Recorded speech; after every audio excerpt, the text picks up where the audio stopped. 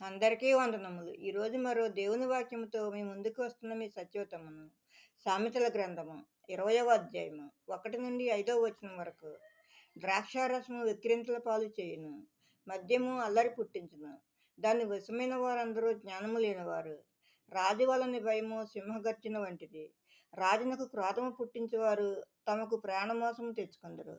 కలహమునకు దూరముగా నుండుట నరులకు ఘనత. మూర్ఖుడైన ప్రతివాడును పోరునే కోరును. విత్తులు వేయి కాలమున సోమరి దున్నడు.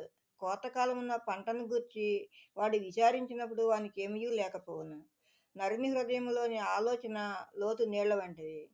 వివేకము గలవాడు దానిని పైకి చేదుకొనును. ఆమెన్. మరో దేవుని వాక్యంతో రేపు మీ ముందు ఉంటాను. అందరికీ శుభరాత్రి. మన ప్రభువును ప్రియరక్షకుడైన యేసుక్రీస్తు కృప, కాపుదల, రక్షణ, ఆశీర్వాదము మనందరికీ ఇప్పుడు ఎప్పుడు సదాకాలము తోడై ఉండును గాక. Amen, amen, amen.